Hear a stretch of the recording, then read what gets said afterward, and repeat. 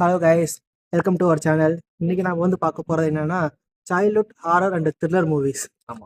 அது எதுவுமே நாங்கள் தேட்டரில் பார்த்தது கிடையாது. அப்படிங்க எல்லாமே கலைஞர் டிவி, இன்னும் 2 3 லோக்கல் சேனல்ஸ் தான் இருக்கும். அதெல்லாம் போடுவாங்க. அதில் நிறைய ஆமா. பார்த்துருப்போம். நாங்க சொல்லப் போற லிஸ்ட்ல வந்து இந்த படம் நாங்க ஒரு படம் கூட நாங்க தியேட்டர்ல பார்த்த படமே கிடையாது. இதெல்லாம் சின்ன வயசுல இந்த சண்டே தான் சாப்பிட்டு முடிச்சுட்டு ஈவினிங் டைம்ல படம் பார்க்கும்போது எல்லா கறிலாம் சாப்பிட்டு லைட்டாக தூங்குறதுக்கு முன்னாடி ஏதாவது படம் பார்க்கணுமே. படம் பார்ப்போம். அந்த மாதிரி படம் தான் இப்ப நாங்க சொல்றோம். இந்த லிஸ்ட்ல இருக்க எல்லா படமே வந்து மோஸ்ட்லி ஹாரர் மூவியா தான் இருக்கும்.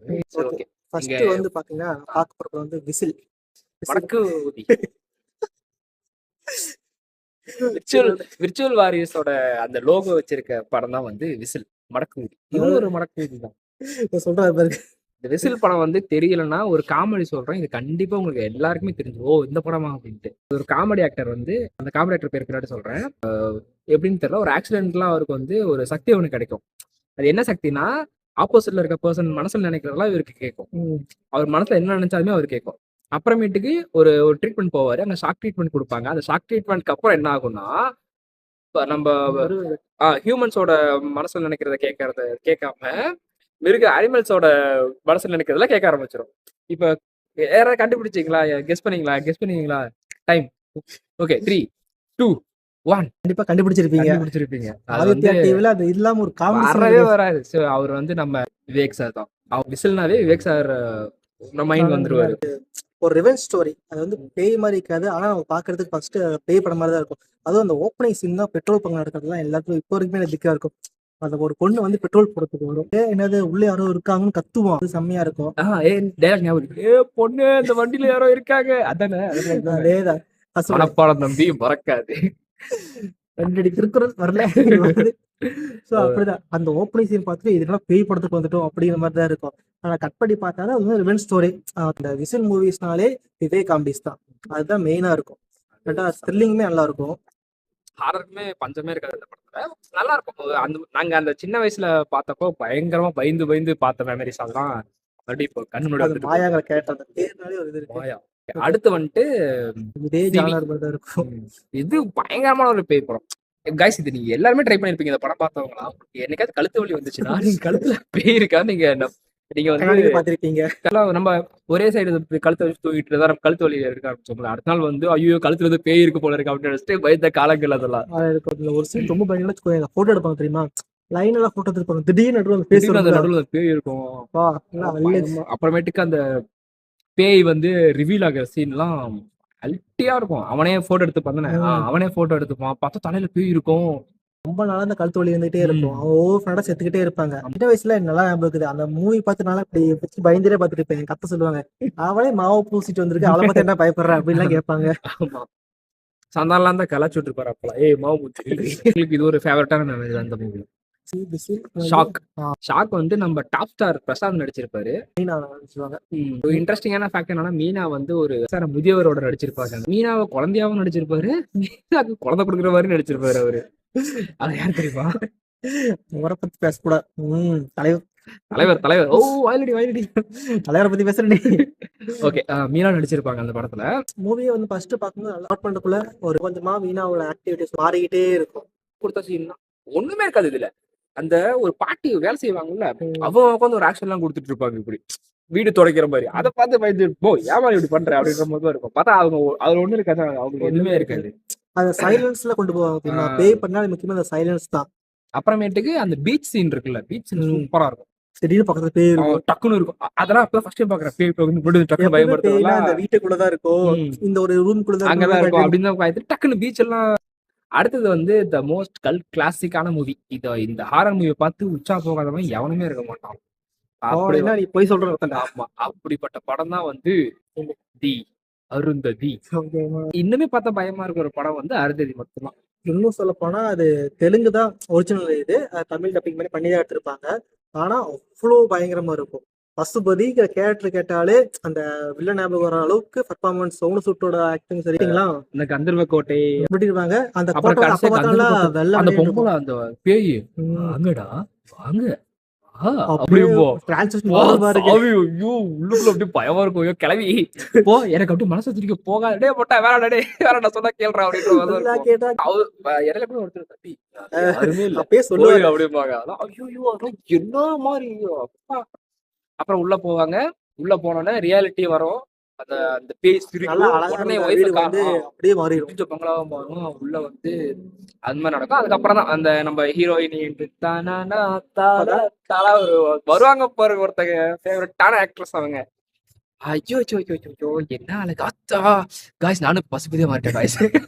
என்கேஜ்மெண்ட் அப்போ எனக்கு அப்புறமேட்டுக்கு என்கேஜ்மெண்ட்லாம் முடிச்சுட்டு சொந்த ஊருக்கு போவாங்க. அப்புறம் இவங்களும் போவாங்க. அந்த அந்த கோட்டை பத்தி எல்லாம் கேட்பாங்க. அப்புறமே தான் ரிவீல் ஆகும். மனோரமா உட்காந்து ஏமா ஸ்டோரி கதையை சொல்லுவாங்க. நீயே கேட்கிறியேம்மா அப்படிம்பாங்க. அந்த மாதிரி ஸ்டோரி சொல்ல ஆரம்பிப்பாங்க.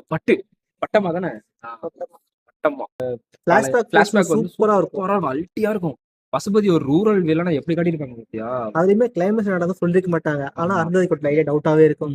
ஏதோ ஒரு கடைசியா முடிக்காத மாதிரியே இருக்கே அப்படின்னு தனியா கேட்பாங்க. தனியா கேட்கும்போது ரிவீல் பண்ணுவாங்க. அது சரியா இருக்கும். அப்புறம் நாங்களே பிளாஷ்பேக் போகும்போது எல்லாம் முடிஞ்சிருச்சே, இப்ப என்னடா பிரச்சனை அப்படிங்கிற மாதிரி இருக்கும். அப்புறமா தெரிஞ்சுதான் அவன் செத்து அப்புறமா போனதுக்கு அவங்கள அப்புறமும் கொன்றுவாங்க. அதுக்கப்புறம் இல்ல அவனை இங்கேயே சமாதி கட்டுறேன்னு சொன்னதுக்கு அப்புறம் அவன் வந்து பார்த்தா ரொம்ப அவன் சாகாம அங்கேயே இருப்பான். பிரேதாத்மா அப்படின்னு என்னென்னமோ சொல்லுவாங்க. வேர்டு புதுசா இருக்கும். பிரேதாத்மா கூட அப்படின்னு வந்து பேசுவாங்க. அந்த சீனும் பயங்கரமா இருக்கும். சூப்பரா இருக்கும். அதுவும் இது இது இந்த விஷயம் சொல்லி அதான் ஒருத்தவங்க வந்து அவனோட என்கேஜ்மெண்ட் ஆன வந்து இங்க வந்திருப்பான்னு சொல்லிட்டு மறுபடியும் அங்க போவாங்க. அங்க போயிட்டு அந்த சீன் இருக்குல்ல ஃபோன் கால் சீன் டிரான்ஸ்ஃபர்மேஷன் உன்னால என்ன எதுவும் செய்ய முடியாதுடா. ஐயோ சூப்பரா இருக்கு அதெல்லாம்.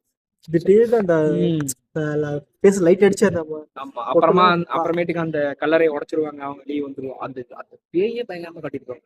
எனக்கு பேய் படம் அதுவும் பேசல. அது இல்லாம நடுவுல அவனை கொல்லுவாங்கல்ல, அந்த சீன் செம்மையா இருக்கும்.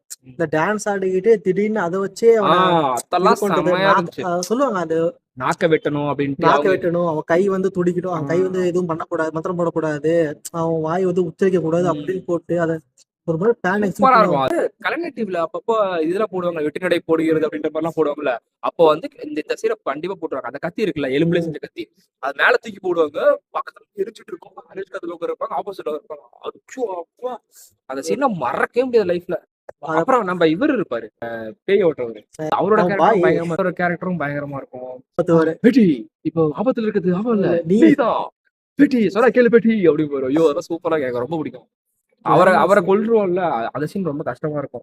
பெட்டி வச்சு குத்திடுவானுங்க.